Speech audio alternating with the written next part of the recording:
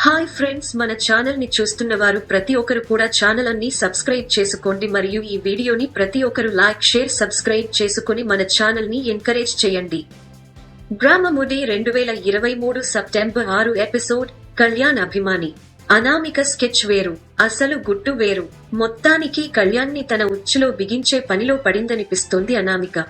మరోవైపు స్వప్నని మాయం చేసేశారు రుద్రాని, రాహుల్ ఇద్దరూ కలిసి.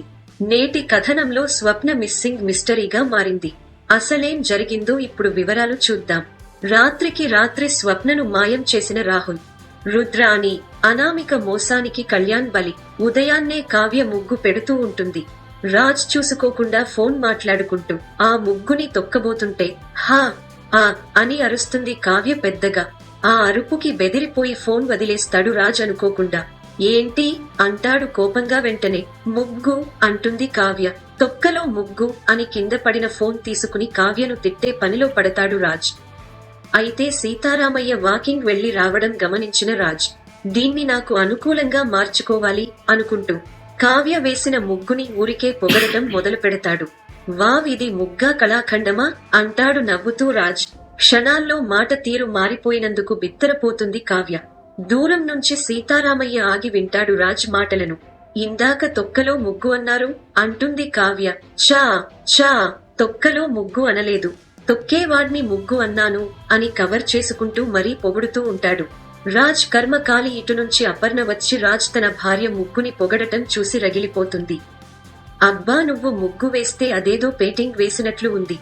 నువ్వు రాత్రి ఈ చుక్కల ముగ్గు ప్రాక్టీస్ చేస్తుంటే పిచ్చో మెంటలో అనుకున్నాను, కాని నీలో ఇంత టాలెంట్ దాగుందని కలలో కూడా అనుకోలేదు అంటూ పొగుడుతూ తన తాతయ్య వింటున్నాడో లేదోనని ఓ కన్ను అటు వేస్తూ ఉంటాడు రాజ్. ఆ సీన్ భలే కామెడీగా ఉంటుంది. అయ్యో రాజ్, ముందు నుయ్యేయ్, వెనుక గొయ్యేయ్. ఇక రాజ్ మాటలు విని రాజ్ తల్లి అపర్ణ రగిలిపోతూ చూస్తుంటే అది గమనించి రుద్రాని కూడా ఆమె పక్కకు వచ్చి నిలబడి రాజ్ పొగడ్తలను వింటుంది. తాతయ్య గాని ఈ ముగ్గు చూశారంటే ఆకాశానికి ఎత్తేసి అక్కడ కూడా ముగ్గు వేయమంటారు తెలుసా అంటాడు రాజ్ కావ్యతో. ఇక రుద్రానికి ఛాన్స్ దొరుకుతుంది.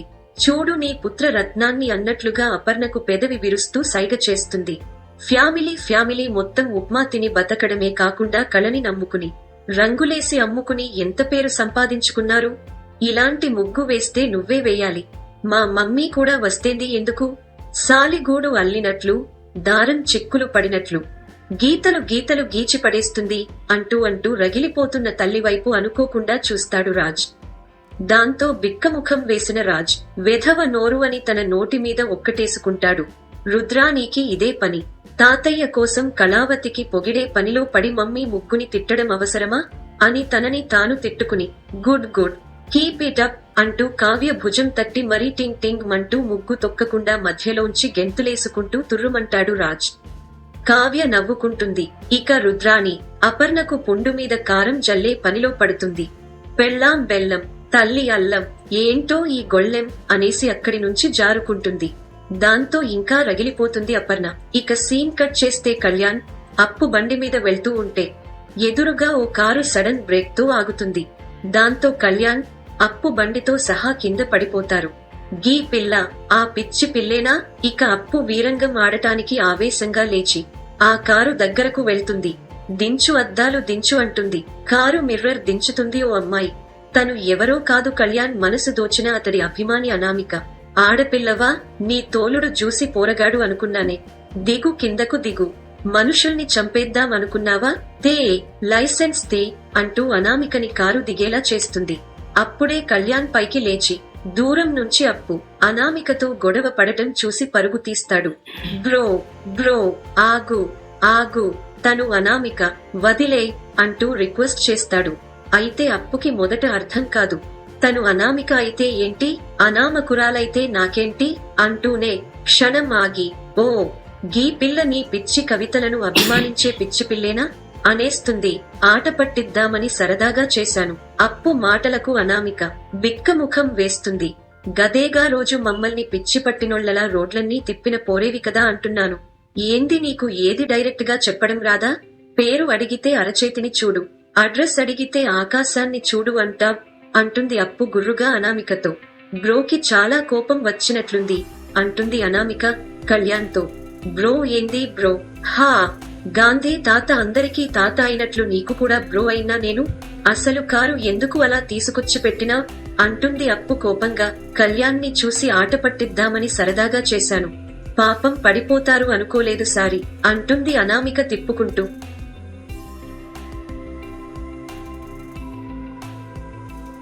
Please bro, please bro. అవునా, సరదాగా చంపేద్దామనుకున్నావా అంటుంది అప్పు వెటకారంగా నవ్వుతూ. నువ్వు ఆగు బ్రో అని అప్పుని ఆపుతూనే, అవును మీరేంటండి ఇలా అంటాడు కళ్యాణ్ అనామికతో.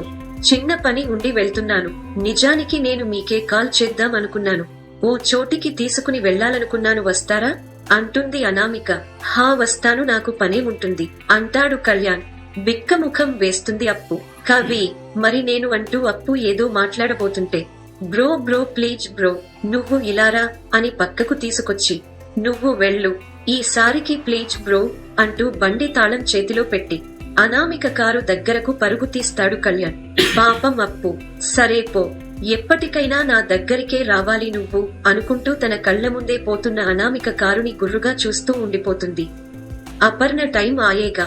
రాజ్ ఆఫీస్ కి రెడీ అయ్యి, బాక్స్ రెడీనా అని కిందకు దిగుతాడు. హాల్లో అంతా ఉంటారు. అయ్యో 10 నిమిషాలండి అంటుంది కావ్య కంగారుగా. ఇందాక ముగ్గు గురించి పొగిడేసరికి ఈ కళావతికి కొమ్ములు వచ్చినట్లు ఉన్నాయి అనుకుంటాడు రాజ్ మనసులో. ఏం వాడు ఆఫీస్కి వెళ్తాడని తెలుసు కదా, అంత నిర్లక్ష్యమా అంటుంది అత్తగారు అపర్ణదేవి దొరికిందే ఛాన్స్ అనుకుంటూ. కావ్యది ఏం లేట్ కాలేదు, రాజే త్వరగా వచ్చాడు అంటాడు సుభాష్ కోపంగా. ఏం నిమిషాలు లెక్కేసుకుని టిఫిన్ రెడీ చెయ్యాలా? ఇదేమైనా అమెరికా ప్రెసిడెంట్ భవనమా? ముందే రెడీ చేస్తే ఏమవుతుంది అంటుంది అపర్ణ. చల్లారిపోతుంది, అప్పుడు దానికి విమర్శించేది నువ్వే కదా అంటుంది ఇందిరాదేవి కోడలికి చురకలు వేస్తూ. రాజ్ నాటకాలు. ఫర్వాలేదు మమ్మీ, నేను కొంచెం త్వరగా ఆఫీస్కి వెళ్ళాలి, వెళ్తాను అంటూ రాజ్ వెళ్లబోతాడు. అయ్యో ఏమండి అయిపోవచ్చిందండి, తీసుకొస్తున్నాను అంటుంది కావ్య. అమ్మా కావ్య, లేట్ అవుతుందని నువ్వు కంగారు పడొద్దు, టైం అవుతోందని రాజ్ కంగారు పడొద్దు. బాక్స్ తీసుకుని నువ్వే ఆఫీస్కి వెళ్ళు సరిపోతుంది అంటాడు సీతారామయ్య. అబ్బే తనకెందుకు శ్రమ అంటూ భార్య మీద ప్రేమను చూపిస్తూ నాటకం స్టార్ట్ చేస్తాడు రాజ్. అది అపర్ణకు మంట పుట్టిస్తుంటే సీతారామయ్యకు సంతోషాన్నిస్తుంది. మొత్తానికి కావ్య బాక్స్ పట్టుకుని ఆఫీస్కి వెళ్లడానికే ఓట్లు ఎక్కువ పడటంతో రాజ్ సరే కావ్య జాగ్రత్తగా రా అని చెప్పి బై చెప్పి వెళ్లిపోతాడు. ఇదేదో తేడాగా ఉందేంటి? ఇక అనామిక తన కారుని ఓ ఇంటి ముందు ఆపుతుంది. ఇది మా ఇల్లే, మా మమ్మీ డాడీని మీకు పరిచయం చేస్తాను రండి అంటూ కళ్యాణ్ని ఇంట్లోకి తీసుకుని వెళ్తుంది. ముందే చెప్పొచ్చుగా, నేను కాస్త మంచిగా రెడీ అయ్యేవాడ్ని అంటాడు కళ్యాణ్ కాస్త కంగారుగా. ఇదేం ఇంటర్వ్యూ కాదులేండి, రండి అంటుంది అనామిక. డాడ్ మామ్ అంటూ పిలుస్తుంది. ఆ గదిలోంచి ఒకరు, ఈ గదిలోంచి ఒకరు బయటికి వస్తారు. ఈయన పేరు సుబ్రహ్మణ్యం, మా డాడీ. సుబ్బు అని పిలుస్తాం. ఈవిడ మా మామ్, పేరు శైలజ, శైలు అని పిలుస్తాం అంటూ పరిచయం చేస్తుంది. ఇక కళ్యాణ్. ఇద్దరికీ నమస్కారం పెట్టి పరిచయాలు పూర్తి అయిన తర్వాత కళ్యాణ్ని రండి నా రూమ్ చూద్దురుగాని అని పైకి తీసుకెళ్తుంది. అప్పుడే సుబ్బు, శైలు ఈ జంటను చూసి మురిసిపోవడం కూడా చూపిస్తారు. అనుమానం లేదు, ఇది ఖచ్చితంగా కుట్రే. ఇక కళ్యాణ్ అనామిక రూమ్ లోకి అడుగుపెట్టగానే కళ్యాణ్ కవితలు ఓ 4 రంగురంగు కాగితాల్లో రాసి గోడలకు ప్రత్యేకంగా పెట్టి ఉంటాయి. నా కవితలను మీరు ఇంతగా అభిమానిస్తారా అంటూ మురిసిపోతాడు కళ్యాణ్. దాంతో మీ కవితలంటే అంత అభిమానం, మీ రాతలంటే ఇంత అభిమానం అంటూ అనామిక తెగ సిగ్గుపడుతూ కళ్యాణ్ మనసు దోచే పనిలో పడుతుంది. ఇక ఆ పక్కనే ఉన్న కళ్యాణ్ ఫోటోని కళ్యాణ్ ఎక్కడ చూసేస్తాడు అని కళ్యాణ్ చూసేలానే దానికి అడ్డంగా నిలబడి వెర్రి నవ్వు నవ్వుతుంది అనామిక. ఏంటండి ఏదో దాస్తున్నారు అంటాడు కళ్యాణ్. మొత్తానికి అనామిక యవ్వారం తేడాగానే ఉంది. కావాలనే కళ్యాణ్ని బుట్టలో వేసుకోవడానికి ఈ ఫ్యామిలీ మొత్తం డ్రామా ఆడుతున్నట్లు కనిపిస్తోంది. బహుశా నా ఫోటో కూడా మీ దగ్గర ఉండంటే నన్ను ప్రేమిస్తున్నారా అని కళ్యాణ్ అనామికని అడగటము, లేక మీరంటే నాకు లవ్వు అని అనామిక కళ్యాణ్ కి చెప్పడము ఏదో జరగనుందని మాట. ఊరిలో లేరు. ఇక మరోవైపు హాల్లో అంతా కనిపిస్తారు కానీ రాహుల్, స్వప్న కనిపించడం లేదేంటి అని ఇందిరాదేవి రుద్రాణిని అడుగుతుంది. ఊరిలో లేరు అంటుంది రుద్రాణి సింపుల్ గా. ఆ మాటలకు కావ్య షాక్ అవుతుంది. లేరా, అంత తేలిగ్గా చెబుతావేంటి?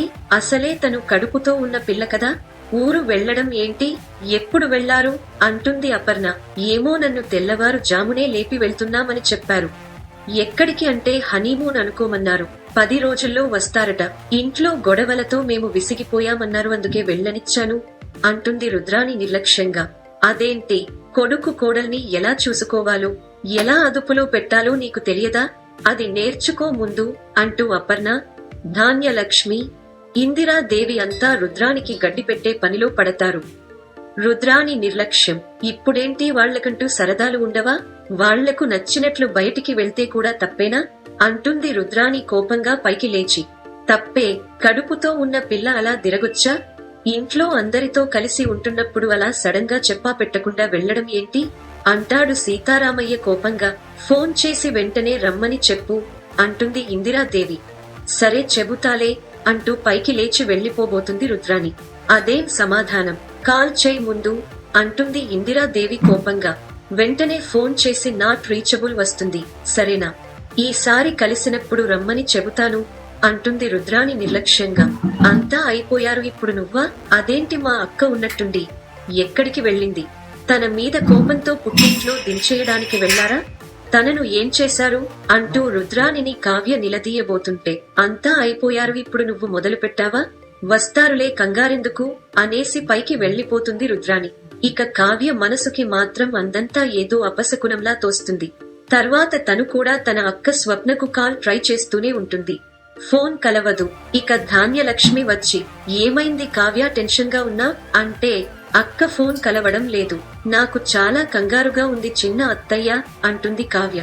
అయ్యో పిచ్చి పిల్ల, తనకు నువ్వు ఎంత చేశా? ఇంట్లోంచి వెళ్లేప్పుడు నీకు చెప్పాలనే బుద్ధి తనకు లేకపోతే నువ్వు మాత్రం ఏం చేస్తా? ముందు నీ గురించి నువ్వు ఆలోచించుకో అని ఓదార్పుగా మాట్లాడుతుంది ధాన్యలక్ష్మి. ముంచుకొస్తున్న ఉపద్రవాలు. సరేలే కావ్య, లేట్ అవుతుంది, నువ్వు రాజ్ కి బాక్స్ తీసుకెళ్ళు, వంట పని అది నేను చూసుకుంటాను అనేసి ధాన్యలక్ష్మి కావ్యని పంపిస్తుంది. మనసులో మాత్రం కావ్య టెన్షన్ పడటంతో అర్థముంది. అడిగేదాకా స్వప్న, రాహుల్ ఇంట్లో లేరని రుద్రాణి ఎందుకు దాచిపెట్టింది అని ఆలోచిస్తుంది ధాన్యలక్ష్మి. అక్కడితో నేటి కథనం ముగిసింది. మొత్తానికి స్వప్న మిస్సింగ్ ఏదో తేడాగానే ఉంది. స్వప్నని ఏదో చేయడానికే రాహుల్, రుద్రాణీలు ప్లాన్ చేసినట్లు ఉన్నారు. ఆ ప్లాన్ లో భాగంగానే స్వప్న మిస్ అయినట్లు ఉంది. మరోవైపు అనామిక కారణంగా కూడా పెద్ద ఉపద్రవం సీతారామయ్య ఇంటికి రాబోతుంది. ఈలోపు పెద్దాయన సీతారామయ్య ఆరోగ్య పరిస్థితి కూడా భయపడుతుంది. చూడాలి ఏం జరుగుతుందో.